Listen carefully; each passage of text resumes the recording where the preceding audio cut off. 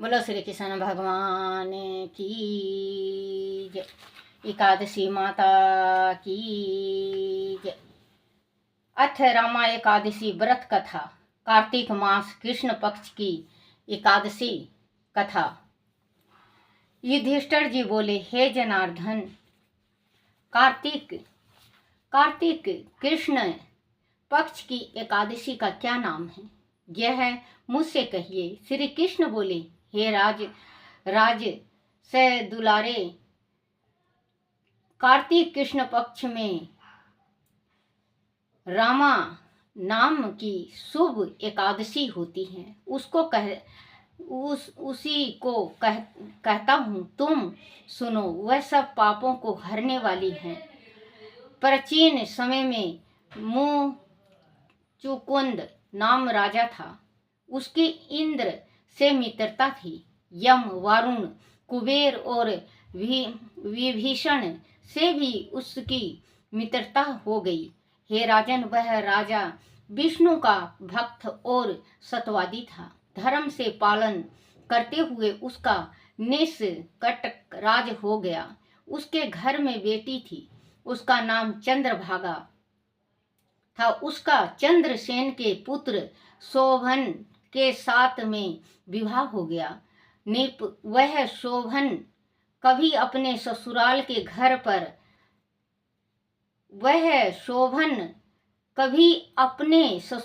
घर पर आया। उसी दिन पवित्र एकादशी का व्रत आया।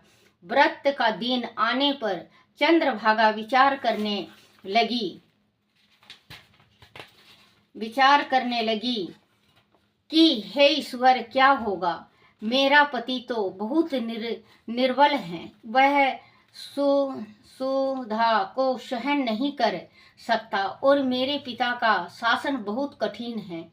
दशमी को ढूंढी पिटवा देते हैं कि एकादशी के दिन भोजन नहीं करना चाहिए। ढूमिका का शब्द सुनकर शोभना अपनी स्त्री से बोला, हे कांते, अब मुझे क्या करना चाहिए? शोभने, जिसके करने से मेरा जीवन नष्ट ना हो, ऐसी शिक्षा दो। चंद्रभागा बोली, हे विभो, मेरे पिता के घर में कोई भोजन नहीं करता। हाथी, घोड़े तथा पशु भी नहीं खाते। हे कांते, आदि भोजन करना चाहो तो घर से चले जाइए। शोभना बोला, तुमने सत्य कहा है। मैं व्रत करूंगा। जो भाग में लिखा है वह वैसा ही होगा। इस प्रकार भाग का विचार करके उसने उत्तम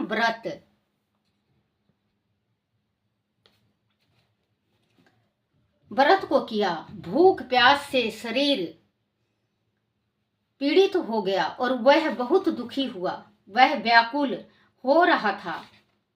सूर्य अस्त हो गए। वह रात्रि वैष्णव मनुष्य को हर्ष बढ़ाने वाली हुई। हे निपुण श्रद्धालु, भगवान की पूजा करने वाले और जागरण करने वाले को वह रात्रि आनंद देने वाली हुई और शोभन के लिए असह्य हो गई।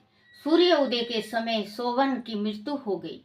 राजा ने योग सुगंधित चंदन की लकड़ी से उसका देह कर्म कराया। चंद्रभागा ने पिता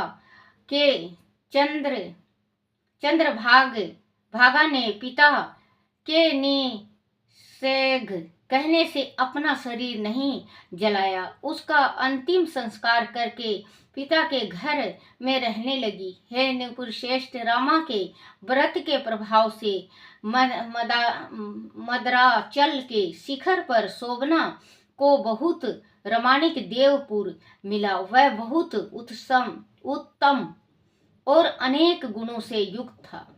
उसमें पन्नों से जड़ी हुई स्वर्ण के खंभे थे। अनेक प्रकार की स्फटिक मणियों से सुशोभित भवन में वह निवास करने लगा। सिंहासन पर बैठ गया। श्वेत छत्र और चवर प्राप्त हो गए।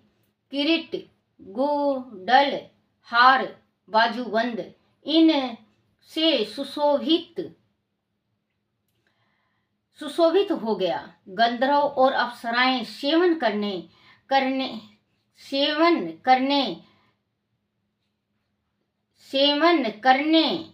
लगे। वह शोभन दूसरे इंद्र की तरह शोभा को प्राप्त हुआ। मुचुकुंदपुर में रहने वाला सोम शर्मा नामक ब्राह्मण तीर्थ यात्रा के लिए भ्रमण करता हुआ गया। उसने राजा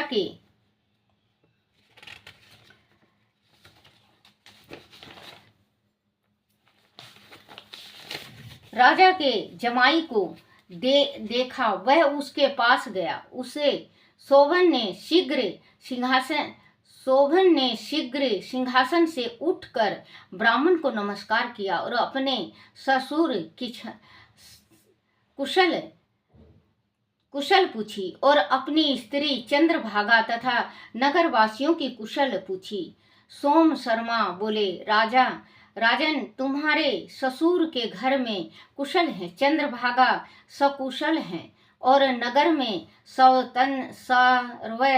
सर्वत्र कुशल हैं। हे राजन, आप अपनी कुशल वृत्तांत कहिए। हे राजन, यह विचित्र नगर आपको कैसे मिला, सो कहिए। शोभन बोला, कार्तिक कृष्ण पक्ष में एकादशी होता है। हे द्विजेंद्र, उनका उपवास करने से यह असिथर हुई मुझको मिला है। हे द्विजोत्तम, जिस तरह अटल हो जाए ऐसा यत्न कहिए। ब्राह्मण बोला, हे राजेंद्र, यह शीतल क्यों नहीं है और अटल किस तरह होगा, यह मुझसे कहिए। मैं उसका निश्चय करूंगा। शोभन बोला, हे विप्र, मैंने यह व्रत श्रद्धा पूर्वक नहीं किया। अंत में इस नगर को अस्थिर समझता हूँ। चंद्रभागा से वह वृत्तांत कहिए, तब वह नगर शीतल हो जाएगा। यह बात सुनकर उस श्रेष्ठ ब्राह्मण ने सब वृत्तांत चंद्रभागा से कह दिया। ब्राह्मण का वचन सुनकर चंद्रभागा आश्चर्य से प्रफुल्लित हो गई। ब्राह्मण से बोली, सुनकर चंद्रभागा आश्चर्य से प्रफुल्लित हो गई। ब्राह्मण से बोली, हे धीज, जो तुम कह रहे हो वह वृत्तांत प्रत्यक्ष है अथवा सपन? सोम शर्मा बोला, हे पुत्री, तुम्हारे पति को मैंने आंखों से देखा और देवताओं के समान उनका प्रकाशवान भी देखा है। उसने उनको अस्थिर बताया है। उसके अटल होने पर उपाय करो। चंद्रभागा बोली, हे विप्र ब्राह्मण, मुझको पति के दर्शन की अभिलाषा है। अंत मुझको वहां ले चलिए। हे धीज, अपने व्रत के पुण्य से मैं उस नगर को अटल कर दूंगी। जिस प्रकार हम दोनों का मिलाप हो जाए ऐसा उपाय करिए। बिछड़े हुए का मिलाप करवाने से बड़ा पुण्य होता है। वह सुनकर सोम शर्मा उसके साथ चला गया। मद्राचल पर्वत के समीप वामदेव के आश्रम में सोम शर्मा गए। वामदेव ने उनका कहा हुआ सब वृत्तांत सुना। उज्ज्वल चंद्रभागा का वेद के मंत्र से अभिषेक किया। ऋषि के मंत्र के प्रभाव और एकादशी के व्रत के प्रभाव से चंद्रभागा का दीप शरीर हो गया और दीप गति को प्राप्त हुआ। प्रसन्नता से प्रफुल्लित नेत्र किए हुए अपने पति के पास पहुंच गई। शोभना भी अपनी आई हुई स्त्री को देखकर बहुत प्रसन्न हुआ और उसे बुलाकर अपनी बाईं तरफ बैठा लिया। वह चंद्रभागा अपने पति से प्रसन्न होकर सुंदर वचन बोली, हे कांते, जो कुछ पुण्य मेरे पास है उसको सुनिए। जब मैं पिता के घर में 8 वर्ष की थी तभी से मैंने एकादशी का व्रत विधि पूर्वक और श्रद्धा युक्त चित्त से किया है। उस पुण्य के प्रभाव से तुम्हारा नगर अचल हो जाएगा। महाप्रलय तक सब कार्य पूर्ण होंगे। हे दुलार, इस प्रकार वह अपने पति के साथ आनंद से रहने लगी। वह दीप रूप होकर सुंदर आभूषणों से सुशोभित होकर सुख भोगने लगी। शोभन भी उसके साथ दीप रूप होकर विहार करने लगा। रामा एकादशी के व्रत के प्रभाव से वह मंदराचल के शिखर पर आनंद करने लगे। वह एकादशी चिंतामणि अथवा कामधेनु के समान है। जो उत्तम मनुष्य इस व्रत को करते हैं और जो दोनों पक्षों की एकादशी का व्रत करते हैं, निसंदेह उनके ब्राह्मण हत्या दी पाप नाश को प्राप्त होते हैं। जैसे एकादशी शुक्ल पक्ष की है, वैसे ही कृष्ण पक्ष की है। इसमें भेद न समझना चाहिए। जो मनुष्य एकादशी के व्रत का महत्व सुनता है, वह सब पापों से छूटकर विष्णु लोक में आनंद करता है। बोलो श्री कृष्ण भगवान की जय। फलहार दिन में केले का सगार काम लेना चाहिए। फलहार केला का लेना चाहिए। बोलो श्री कृष्ण भगवान की जय हो। बोलो श्री कृष्ण भगवान की जय। श्री भागवत गीता 11वां अध्याय का महात्म। श्री नारायण जी बोले, हे लक्ष्मी, अब 11वें अध्याय का महात्म सुनो। एक तुंगभद्र नाम का नगर था, जिसके राजा का नाम सुखनंद था। वह श्री लक्ष्मी नारायण की सेवा बहुत करता था। वह एक बड़ा विद्वान ब्राह्मण रहता था। वह ब्राह्मण नित्य गीता जी के 11वां अध्याय का पाठ करता था और राजा भी वह नित्य लक्ष्मी नारायण की सेवा करता था और पाठी भी नित्य श्रवण करता था। ऐसा करते करते बहुत काल व्यतीत हुआ। एक दिन राजा घर को गया। उस दिन अतीत देशांतर फिरते फिरते नगर में आए अतिथियों ने राजा से कोई जगह मांगी। राजा ने बड़ी हवेली खुलवा दी जहां अतिथि उतरे। राजा ने सीधा दिया रसोई कर अतीत बड़े प्रसन्न हुए और अमृत लेके राजा उनके दर्शन को गया। राजा का बेटा भी साथ था। कई भूतई साथ थे। राजा उसे हवेली में आया और जो महंत था उसके साथ बातचीत करने लगा और राजा का पुत्र खेलने लगा। वहां एक प्रेत रहता था। उस प्रेत ने राजा के पुत्र को मारा।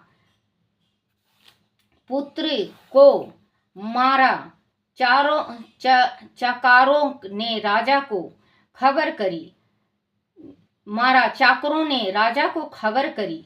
राजा यद्यपि सेवा करता वह कथा श्रवण करता था, परंतु पुत्र के मोह में राजा के मन में दुर्बुद्धि आ गई। राजा बोला, हे संत जी, आपका दर्शन हमको बहुत फला है। एक पुत्र था, सो प्रेत ने मार दिया। तब ब्राह्मण ने कहा, हे राजन, चलो देखें कहाँ है तुम्हारा पुत्र। राजा ब्राह्मण महंत भी वहां आए जहां राजकुमार मृत्यु पड़ा था। तब ब्राह्मण ने कहा, अरे प्रेत, तू इस लड़के पर कृपा दृष्टि कर। जो इस लड़का जी उठे और मैं तुझे गीता जी के 11वें अध्याय का पाठ सुनाता हूँ, तू उसे श्रवण कर, इससे तेरा कल्याण होगा। विप्र ने गीता के 11वें अध्याय का पाठ किया और प्रेत पर जल छिड़का। तत्काल प्रेत ने प्रेत की योनि से छूटकर देवदेही पाई और राजा का पुत्र उठकर सावधान हुआ। प्रेत श्याम सुंदर चतुर्भुजा रूप होकर खड़ा हो गया। स्वर्ग से विमान आया, उसमें बैठकर वह वैकुंठ को गया।